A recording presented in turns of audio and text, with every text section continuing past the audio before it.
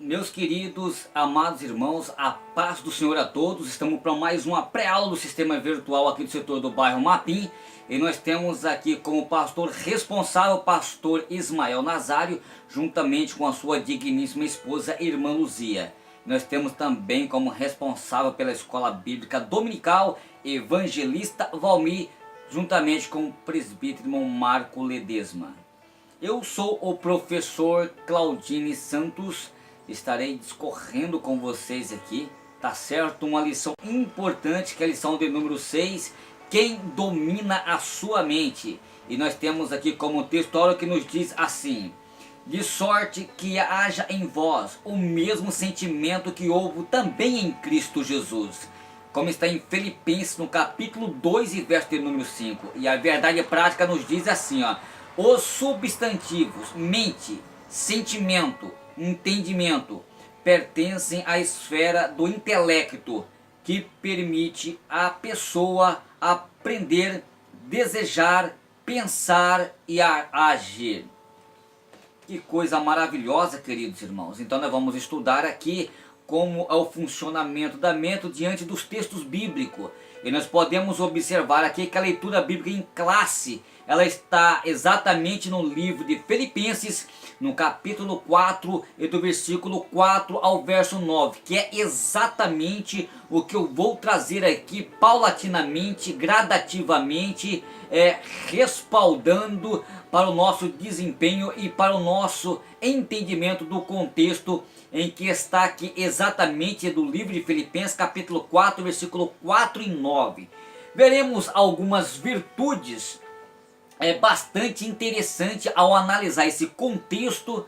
O que acontece, querido? A vida do cidadão do reino dos céus ou seja, é regida por alguns princípios e valores que transcendem a vida terrena.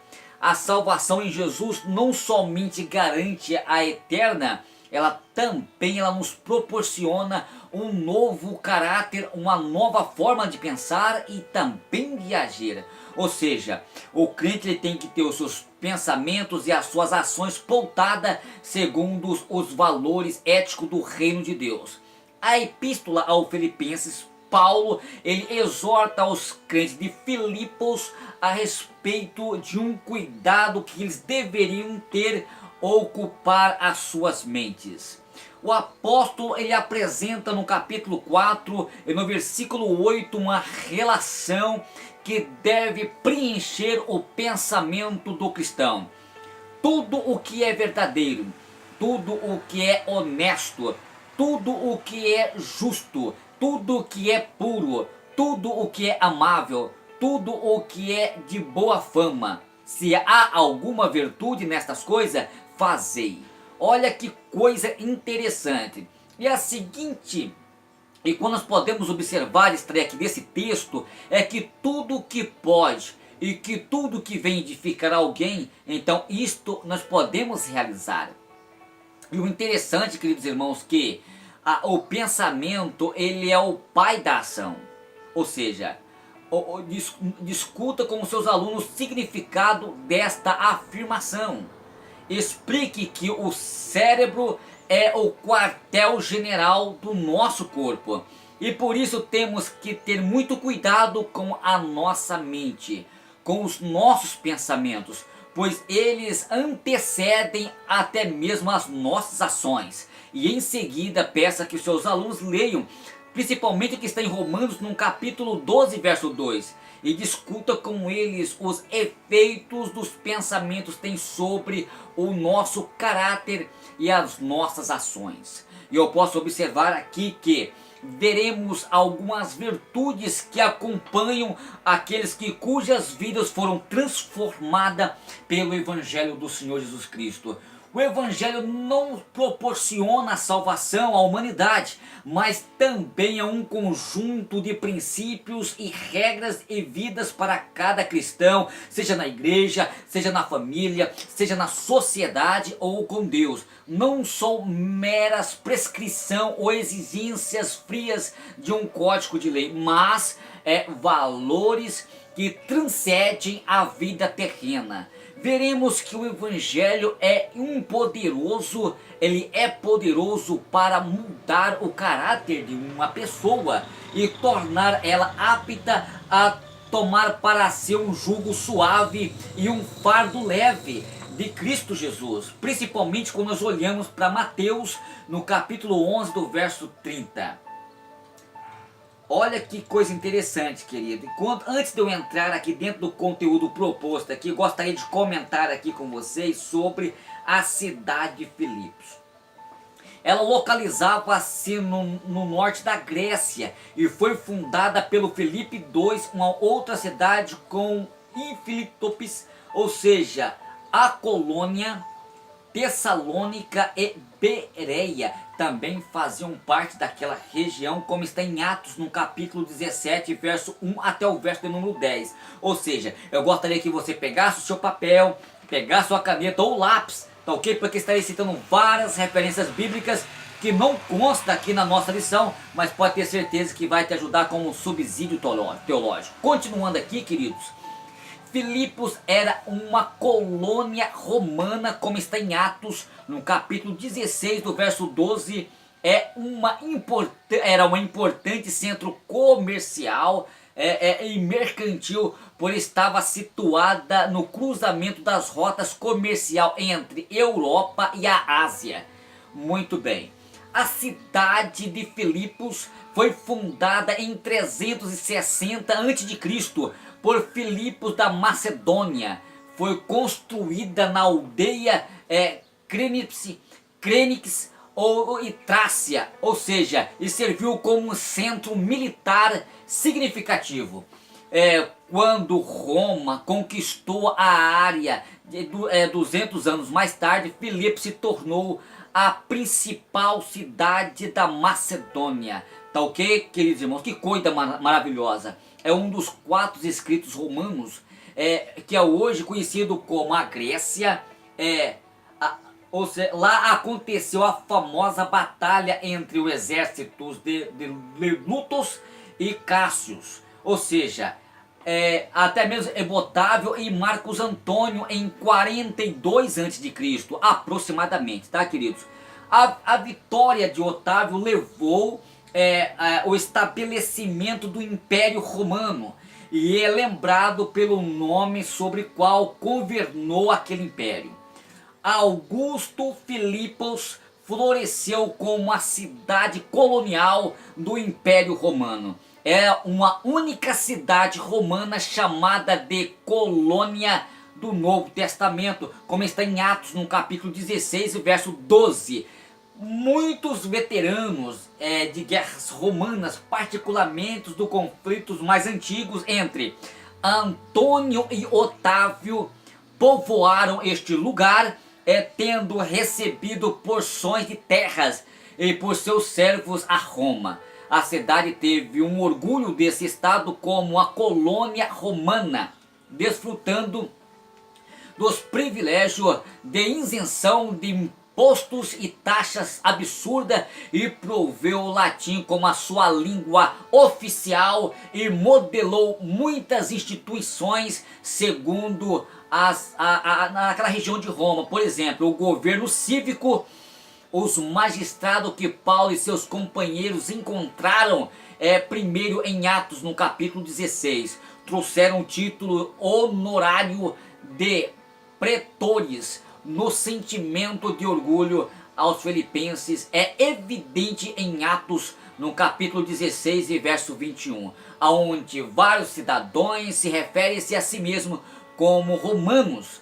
Queridos, eu sei que muitos não gostam de história e nem de geografia, mas eu precisava trazer esse fundo histórico para vocês saberem onde ficava localizado a cidade. Ou seja, o evangelho chega em Filipos por ano 58 na década de Cristo. O apóstolo Paulo, acompanhado por Silas e Timóteo, aprendeu, ou seja, na segunda viagem missionária, como está em Atos no capítulo 15, verso 40, ao entrar em uma cidade estrangeira, a estratégia usada por Paulo para anunciar o evangelho era sempre a mesma: dirigir-se em primeiro lugar a uma sinagoga, e ali o apóstolo esperava encontrar judeu disposto a ouvi-lo. Mas a sinagoga de Filipos, queridos irmãos, havia uma comunidade não muito inclinada, ao escândalo. Por isso Paulo, ele concentrou-se num lugar público e informal para falar aonde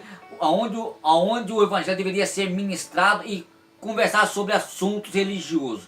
Lá o apóstolo encontrou Lídia de Tiatira, uma comerciante que negociava púrpura, como está em Atos no capítulo 16 verso 14. Ela se converteu a Cristo e levou o primeiro grupo de cristãos de Filipos a congregar em sua residência, no lar da irmã Lídia. A igreja começou a florescer em Atos dos Apóstolos, no capítulo 16, verso 15 ao verso 40. Ora, a data e o local e a autoria, eu gostaria de falar aqui sobre a autoria e a carta e o local. Apesar das dificuldades ser reverendada a data e o local, a Epístola aos Filipenses, os especialistas do Novo Testamento dizem que a carta foi redigida entre os anos 60 a 63. O nosso comentarista aqui, ele vai dizer que foi no ano 62, 63, mas todavia não tem uma data certa, é só aproximada.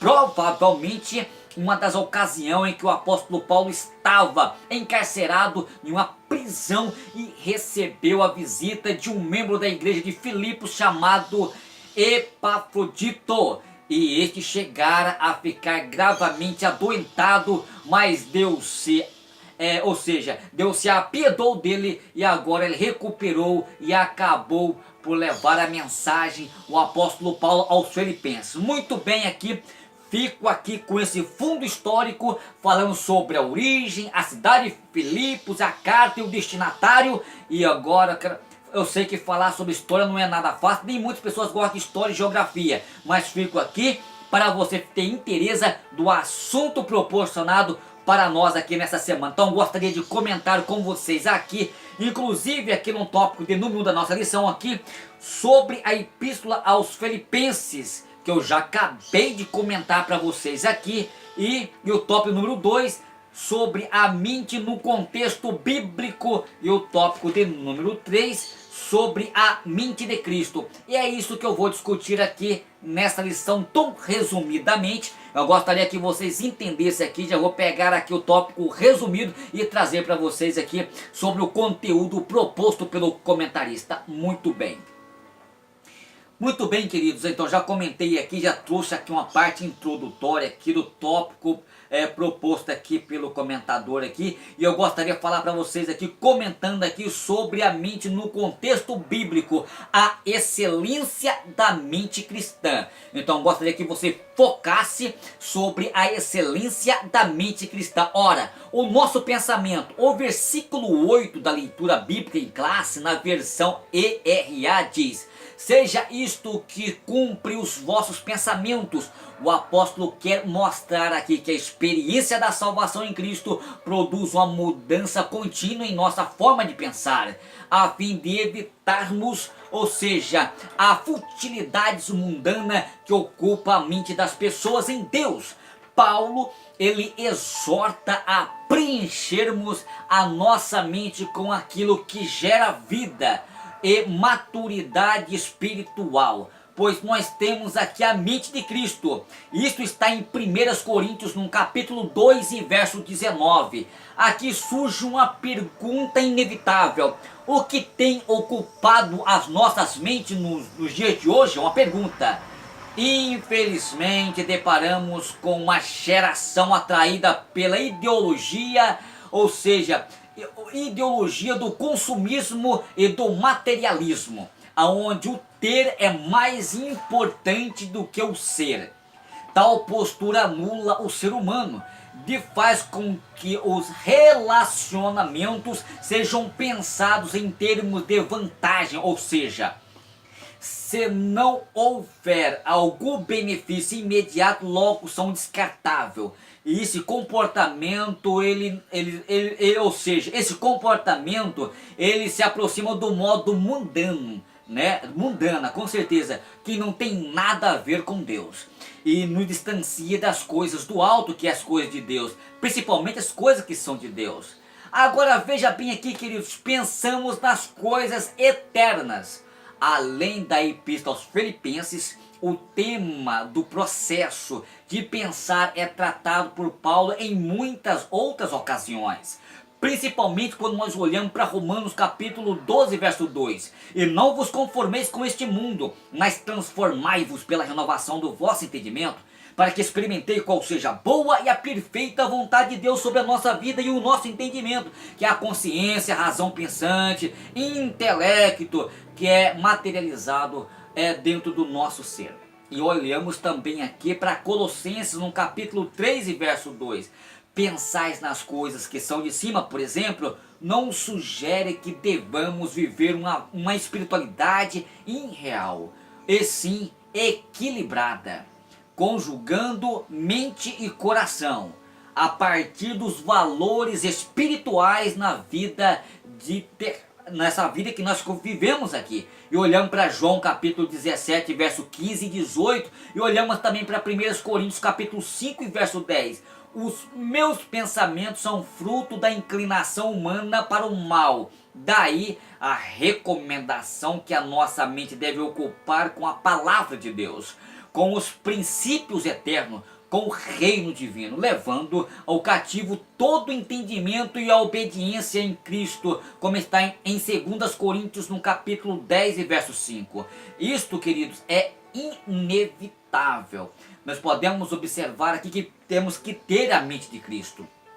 E eu quero dizer aqui, agindo sabiamente, diante da palavra agindo sabiamente, dizemos que a sociedade atual é dominada pela ideologia contrária ao Evangelho. É exatamente isto, é este mundo que o Senhor Jesus nos enviou para fazer a sua obra, como está em João no capítulo 17, verso 18, e olhamos para Mateus no capítulo 28 e verso 19. Temos de entender o seu chamado, não com medo, mas com coragem, não com ignorância, mas com sabiamente, não com quem impõe uma verdade particular, mas como quem expõe e testemunha das verdades eternas. À luz do Evangelho do Senhor Jesus Cristo, vejamos que nós somos sal da terra e luz do mundo, queridos irmãos, tendo a luz na mente, mas fogo no coração. É isso que Jesus e que Deus quer de nós, que nós brilhamos nesta escuridão, mas para isto é preciso que a nossa mente esteja intacta, blindada contra as forças espirituais da maldade. Aqui veja bem, querido, o que deve ocupar a mente de um cristão. No capítulo 4 de Filipenses, no verso 8, tudo que é verdadeiro e honesto. O apóstolo Paulo, ele inicia sua reflexão com a verdade. Percebemos que esta virtude do apóstolo entende que tudo que é reto e se opõe ao falso é tudo aquilo que é autêntico e não baseados em meras suposições, ou seja, algo que não passa comprovado. Lamentavelmente, o espírito da mentira entrou até mesmo em muitas igrejas e tem produzido grandes males, difamações, contendas, rumores negativos acabam sendo comum entre nós, e isto desagrada profundamente a Deus.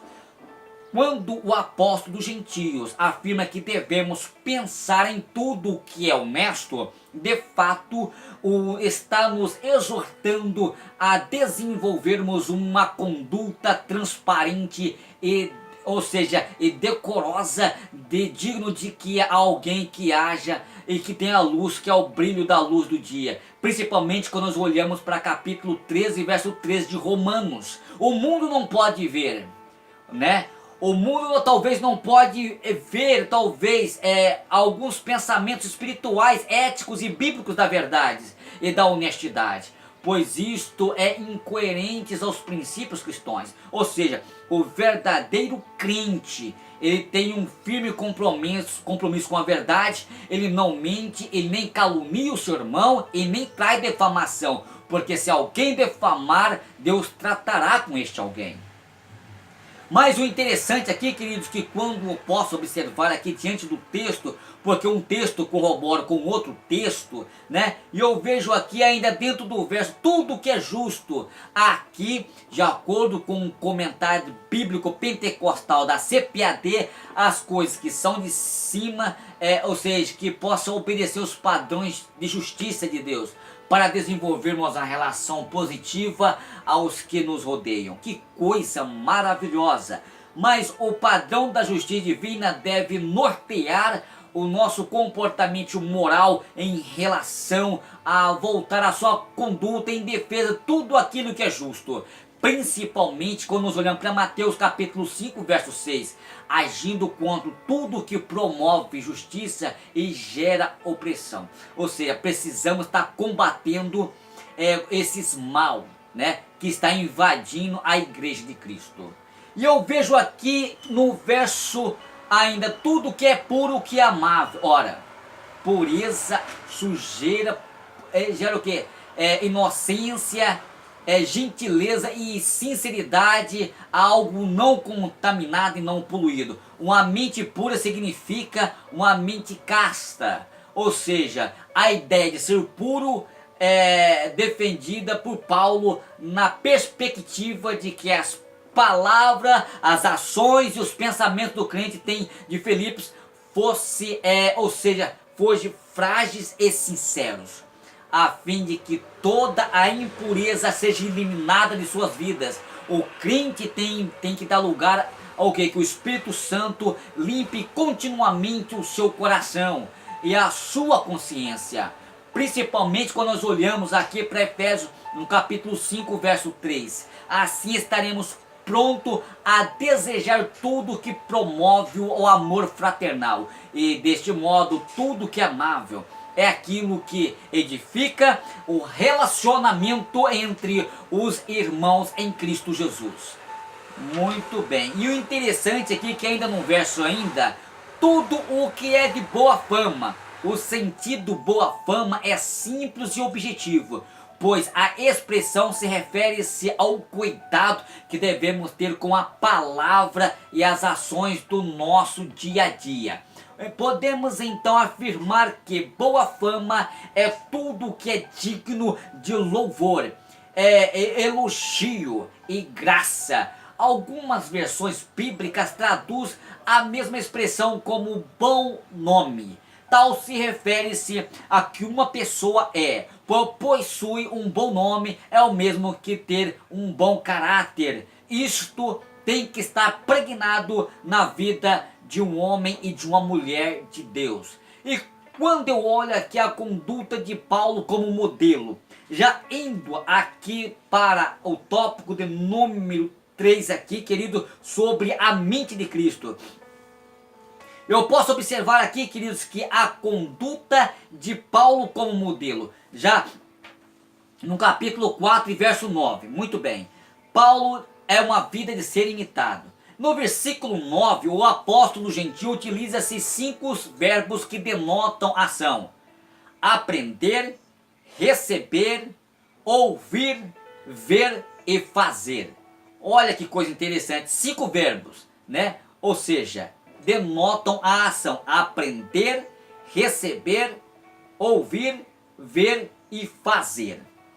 Muito bem, queridos. Paulo, ele utiliza tais recursos para que os irmãos de Filipenses percebessem que poderiam viver as virtudes da palavra de Deus. Ele, inclusive, assumiu um papel referencial a ser imitado. Paulo, ele não tem a presunção de uma pessoa que se acha infalível, mas exorta aos filipenses a ser uma carta transparente e exposta a quem quisesse vê-la. Elas deveriam ser um modelo tanto aos crentes como os descrentes. Paulo, ele é um exemplo de ministro, Os obreiros do Senhor devem aprender com Paulo uma verdade, ou seja, pastoral. Tudo o ministro de Deus tem que ser transparente, assim como Deus da graça chamou aos fiéis da terra para seres irrepreensíveis. Ele igualmente também nos chamou para administrar o seu rebanho com ensura, amor e muita boa vontade. Principalmente como nós olhamos para 1 Pedro capítulo 5 e verso 2 e o verso 3. E essas qualidades pastorais são indispensáveis na experiência ministerial dos líderes cristãos dos dias de hoje. Mas o interessante, querido, que eu quero aqui já finalizar aqui e dizer para vocês, né? Já indo aqui já para... Entrando aqui no tópico número 3 aqui para concluir, fazer um resumo do tópico número 3 sobre a mente de Cristo, eu vejo aqui que Paulo enfatiza em 1 Coríntios capítulo 11, versículo 1, sejais meus imitadores também, como também sou de Cristo, né? Ó, sejais meus imitadores também como sou de Cristo. Então vamos imitar, né? Paulo, se é que isso é importante, né? Em 1 Coríntios, no capítulo 4, verso 16, diz: suplico vós que sejais meus imitadores, né? E em 1 Coríntios capítulo 10 e verso 33, por eu procuro agradar a todos que de todas as maneiras possíveis, porquanto não estou em busca do meu próprio bem, mas procuro o bem muito mais para que sejam salvos. Então nós temos o que? Imitar a Cristo Jesus como Paulo imitou. E ainda aqui, queridos, em 1 Coríntios, no capítulo 1, nós podemos observar aqui, em 1 Coríntios, voltando aqui, 1 Coríntios 2,16. Quem conheceu a mente do Senhor para que possa instruí-lo? É uma pergunta. Nós, porém, temos a mente de Cristo. Então nós temos que ter o que? A mente de Cristo. Se a mente de Cristo está em você, então você não tem o que temer, tá certo? Muito bem. E terminando aqui, uma vida cristã equilibrada. É notório que o sistema de pensamento do mundo se volta contra tudo que é a ver com Deus, né? Ou seja, panoramicamente, 3 são os pensamentos predominantes nas sociedades atuais: materialismo, hedonismo, relativismo, né? O materialismo, o naturalismo, é um sistema de pensamento que trabalha com hipóteses e que não há Deus, não há mundo espiritual, e nem muito menos juízo final e muito menos o inferno. A ideia central desses temas é que não há nada transcendente além da matéria, além do físico. Essa é uma baita mentira. As pessoas que adotam esses pensamentos vivem uma vida que sem se preocupar com o além, né? E isso é um problema sério. O hedonismo é a característica por uma busca intensa, translocada pelo prazer. É um ponto de vista utilitário da vida. Os detentores deste sistema, se me dá prazer eu tenho que fazer, né? E se me dá prazer eu tenho que me realizar. E se me dá prazer eu cumpro, se me dá prazer eu quero. Então é o hedonismo. O relativismo já é uma concepção filosófica de meias verdades. Tudo é relativo. Não há verdade absoluta ou absoluto se realizava, ou seja, o que é verdadeiro para mim não pode ser para você. Cada um tem a sua verdade. A mensagem do apóstolo para os filipenses é bem atual para a igreja contemporânea. Ela não nega que a fé cristã tem uma dimensão naturalista, hedonista e até relativista. Naturalista porque Deus encarnou na matéria, fez-se carne em um tempo, em uma história, em uma região geográfica. E hedonista porque a fé cristã possui uma dimensão de prazer em Deus.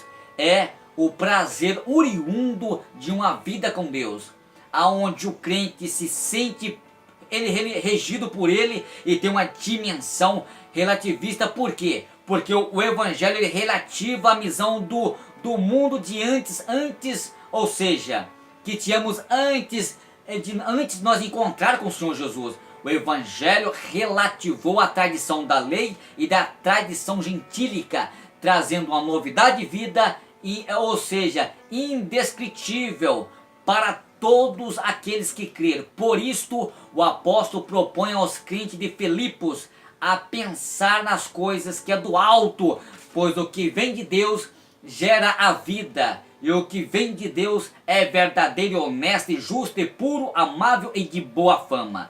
Meus queridos e amados irmãos, fico aqui com esta pré-aula tão resumida, sabendo que a nossa mente é o campo de batalha espiritual, tá certo? E nós ficamos aqui com esta aula tão resumida e chegamos aqui já quase 30 minutos da dessa pré-aula. E quem é que domina a nossa mente? Quem é que domina a sua mente? É o nosso Deus ou é o inimigo das nossas almas? É você próprio ser? E aí, se é Cristo que domina a sua vida, a sua mente, você pode ter certeza que Jesus vai te abençoar muito mais. É o Espírito Santo que te guia. É Cristo Jesus que te orienta. Então você pode ter certeza. Até porque a nossa mente é como se fosse uma grande cidade. A cidade tem vários bairros, cada bairro tem suas ruas, cada ruas tem os seus endereços, e cada rua tem os seus lotes, tem as suas casas, e cada casa tem um compartimento. A nossa mente também, ela só pode ser repartida em várias janelas, né? Em vários compartimentos do nosso córtex cerebral. Cada função são específicas para registrar, para arquivar e para armazenar. Tudo envolve a nossa mente. Uma vez a mente parou, todo o corpo para. Uma vez a mente para, o corpo também para. Precisamos estar revestidos com o capacete da salvação contra as astutas ciladas do diabo. Deus abençoe a todos vocês, queridos. Mas antes de eu terminar aqui, eu quero dizer para vocês aqui, tem um livro pequeno, um livrinho de bolso, que é Lidere a Sua Mente. Seja o autor da sua própria história. O autor desse livro aqui é um dos maiores psiquiatras e psicólogos de todos os tempos, que eu leio muito, tenho aprendido muito com esse grande homem que era um ateísta de primeira classe, hoje já se tornou-se um cristão convertido, Augusto Cury, né? Esse livrinho aqui é um livrinho de bolso, eu tenho vários livros dele, como Seja Líder de Si Mesmo, Pais Brilhantes e Alunos Fascinantes, Professores Brilhantes e Alunos Fascinantes, enfim, são vários. E este livro aqui é Lidere a Sua Mente, e esse é muito importante. Se você ainda nunca leu o livro de Augusto Cury, como comportamento da mente, leia, que com certeza vai enriquecer a sua vida emocional, intelectual, e você vai aprender além da Bíblia, né? Claro que com certeza a Bíblia Sagrada é o livro dos livros, né? O livro o livro que é mais lido de todos os tempos, né? Mas nós podemos observar que tem outros livros que podem nos ajudar, nos auxiliar. Abençoe a todos vocês e até a próxima aula, se Deus nos permitir.